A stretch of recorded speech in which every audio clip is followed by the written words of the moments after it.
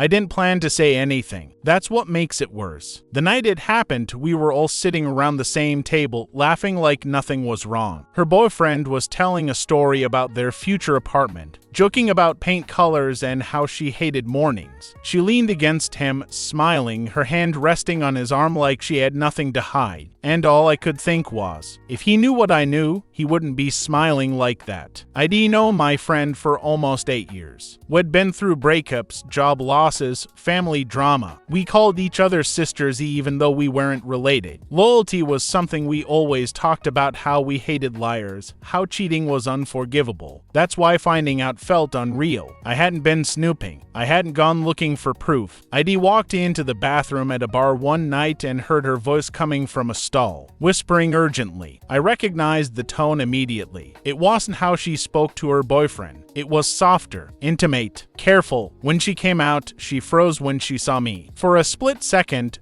neither of us spoke, then she laughed it off. "Work stuff," she said too quickly. "You know how it is." But later that night, after a few drinks, the truth slipped out. She told me about another guy, someone from her gym. She said it wasn't serious, that it was complicated, that she still loved her boyfriend and didn't want to lose him. And then she looked at me and said, "You won't tell him, please?" I didn't answer right away. She took my silence as agreement. After that, I started noticing everything. The secretive texts, the sudden schedule changes, the way she talked about her boyfriend like he was dependable but boring, safe but not exciting. She justified it in 100 small ways. It doesn't mean anything. I'm confused. I just need time. Meanwhile, he trusted her completely. Had asked me for advice about gifts. He talked about proposing next year. He once thanked me for always looking out for her, smiling like I was part of something good. Every time I felt sick, I tried to convince myself it wasn't my place, that relationships were complicated, that telling him would only cause pain, that she'd figure it out on her own.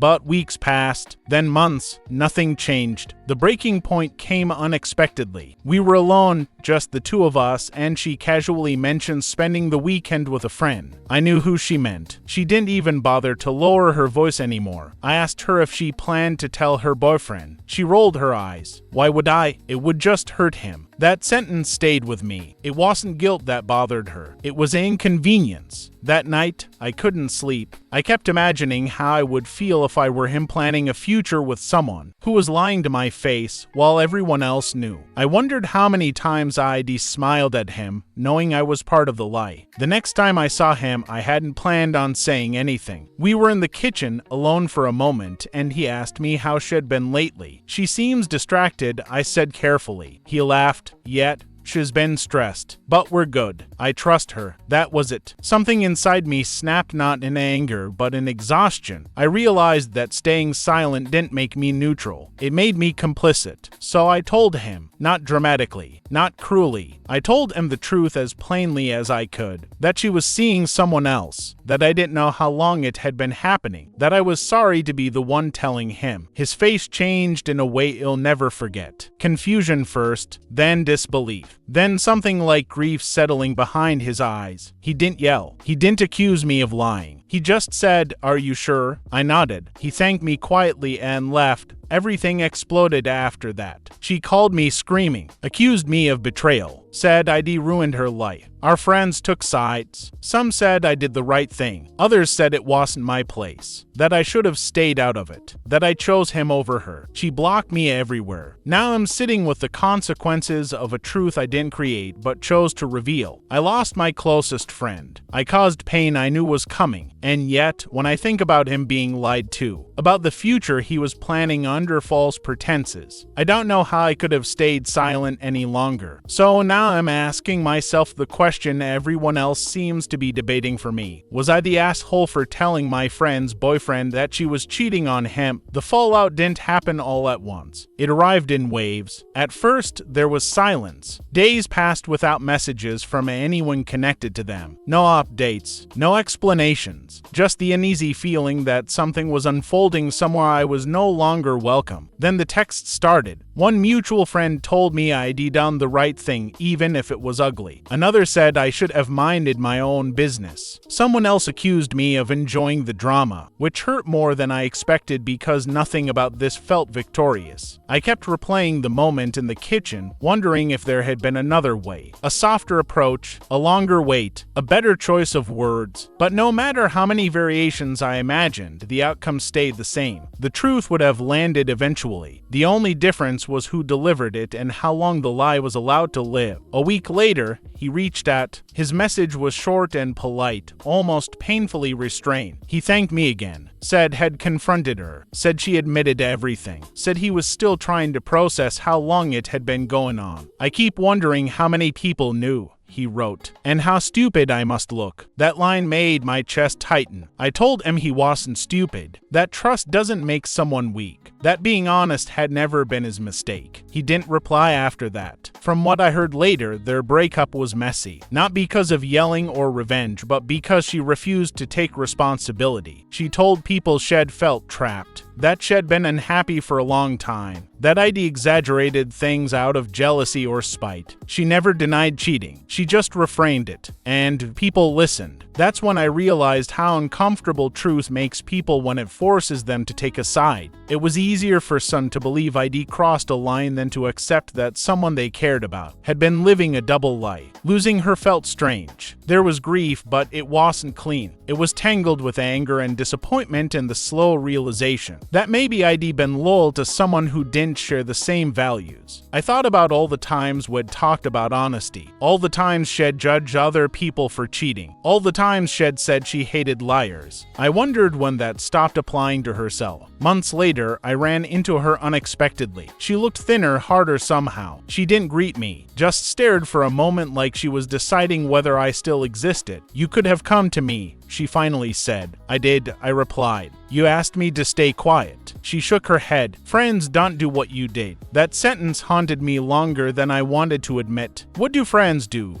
when loyalty and honesty collide? Do they protect someone from consequences, or do they refuse to help maintain a lie? I realized then that our definitions of friendship had never been the same. To her, loyalty meant silence. To me, it meant not letting someone destroy another person's reality while pretending everything was fine. I didn't walk away feeling righteous. I walked away feeling changed. I'm more careful now about who I call a friend. I pay attention to how people talk about honesty when it costs them something. I've learned that doing the right thing doesn't guarantee support, and telling the truth doesn't make you immune to blame. Sometimes you lose people not because you were cruel, but because you refused to participate in something ugly. And if I'm honest with myself, even with everything that followed, even with the friendships I lost and the names I was called, I would still make the same choice, because silence would have been easier, but it would have made me someone I don't want to be. Time didn't smooth things out the way people like to promise it will. It didn't magically justify my choice or turn it into a clear moral victory. What it did instead was strip everything down to what I could actually live with. The social circle never fully recovered. Group chats went quiet. Invitations stopped coming. People who once spoke freely around me now chose their words carefully, like honesty had become contagious and dangerous. I wasn't directly blamed anymore, but I was marked. The one who crossed a line. The one who made things uncomfortable. At first, that hurt more than losing her. There were nights I lay awake wondering if I'd overestimated my role, if I'd mistaken moral clarity for moral obligation, if maybe staying silent really would have been kinder, simpler, more socially acceptable. But then I'd remember his face in the kitchen, the way his certainty collapsed into confusion, the way a life he thought he understood shifted in seconds. And I knew that whether or not my timing was perfect, the lie had been real.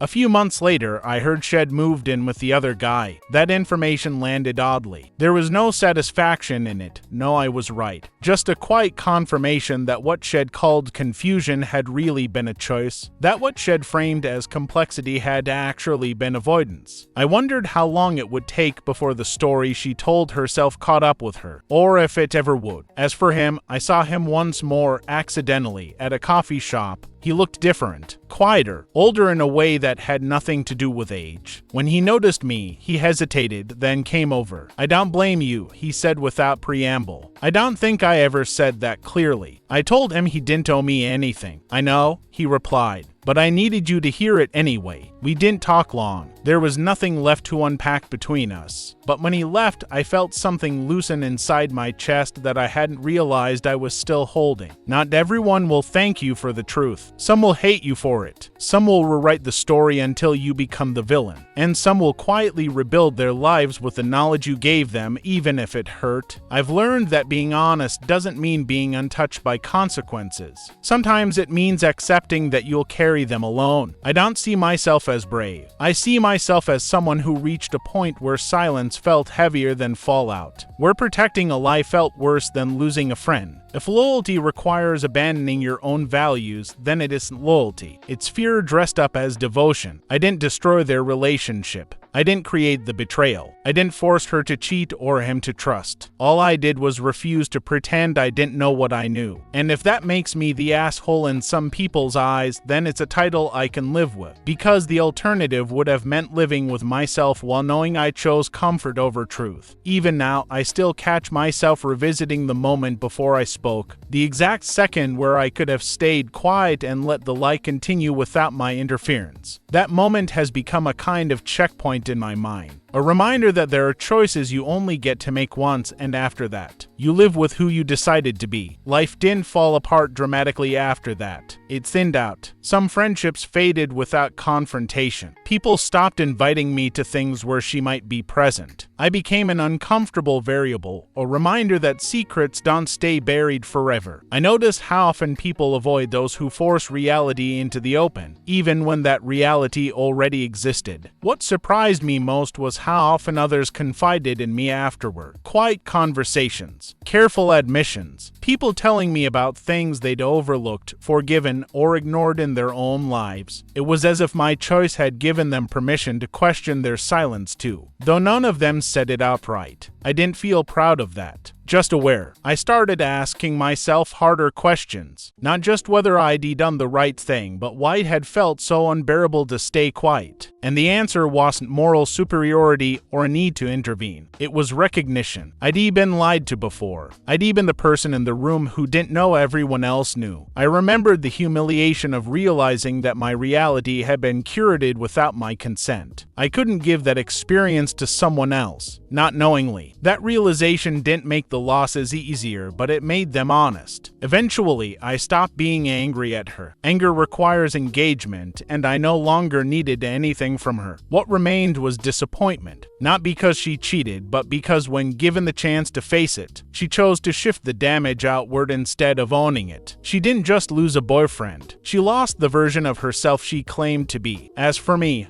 I learned restraint in a different way. I don't rush to intervene in other people's relationships. I don't assume responsibility for truths that aren't mine to tell. But I also don't promise silence when silence would make me complicit. I've learned that boundaries apply to honesty too. Sometimes people ask if I'd do it again. The truthful answer is that I wish I'd never been put in that position. I wish she'd told him herself. One wish my loyalty hadn't been tested against my conscience. But given the same circumstances, knowing the outcome, knowing the cost, I would still choose the same path. Because losing friends hurts, being misunderstood hurts, carrying blame that doesn't belong to you hurts, but living alongside a lie you help protect hurts more. So when I ask myself now whether I was the asshole, the answer depends on who's asking. To hurt, probably. To some of our friends, maybe. To the version of myself that has to wake up every morning and live with my choices, no. I didn't act to be righteous. I acted because silence had become unbearable, and that's the truth I'm willing to stand by,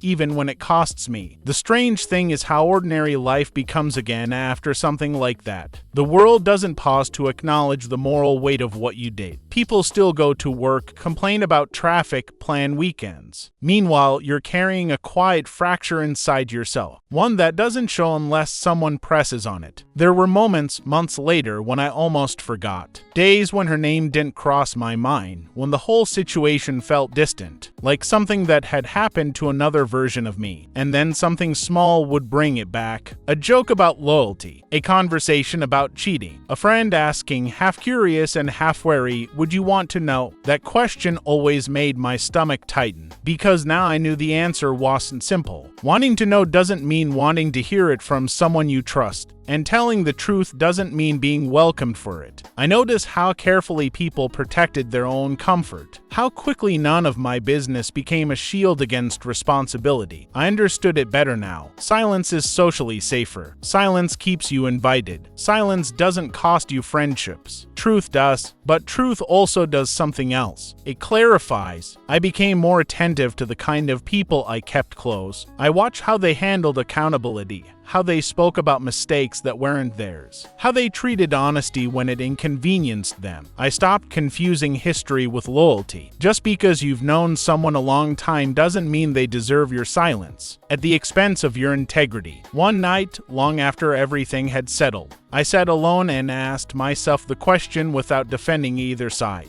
If I could go back, would I choose differently? I imagined staying quiet. I imagined smiling at dinners, listening to future plans, watching someone build a life on a foundation I knew was cracked. I imagined laughing along while feeling that slow, corrosive guilt every time his trust showed. And I realized something important. My discomfort hadn't come from fear of conflict. It had come from knowing that I was being asked to participate in harm by omission. That kind of harm doesn't look dramatic. It looks polite, cooperative, loyal, but it stays with you. I don't believe I was obligated to save anyone. I don't believe it was my job to manage the fallout. I only believe that once I knew, I had a choice about the kind of person I would be. She chose secrecy. He chose trust. I chose honesty. None of those choices existed in a vacuum. All of them collided. I've accepted now that doing the right thing doesn't always align with being seen as good. Sometimes it just aligns with being able to look at yourself without flinching. If the cost of that is being the villain in someone else's story, then so be it. I didn't tell the truth to punish her. I didn't tell the truth to save him. I told the truth because I couldn't carry the lie anymore. And that's where I finally leave it. Not as a lesson, not as a warning, but as a fact. Some truths end friendships. Some silences end integrity. I chose the loss I could live with. That is where the story ends. Not with reconciliation and not with validation from everyone involved. Just with acceptance. I no longer wait for the moment when someone tells me I did the right thing. I no longer replay the arguments in my head, trying to defend myself to people who had already decided how they wanted to see it. I made a choice based on what I could live with afterward. I didn't expose a secret to feel important. One didn't speak because I wanted to interfere. I spoke because silence had turned into something that felt dishonest to who I am. And once I understood that, there was no version of events where staying quiet didn't cost me something too. Some people walked away. Some stayed neutral. A few understood quietly and never said much at all. Life moved forward unevenly but steadily. I learned that doing the right thing doesn't guarantee peace, but it does offer clarity. It teaches you where your boundaries truly are. It shows you which relationships depend on comfort rather than truth. I don't see myself as a hero, and I don't see myself as a villain. I see myself as someone who refused to carry a lie that wasn't mine to protect. And that is enough. The story doesn't end with forgiveness or approval. It ends with honesty and the ability to live with myself afterward.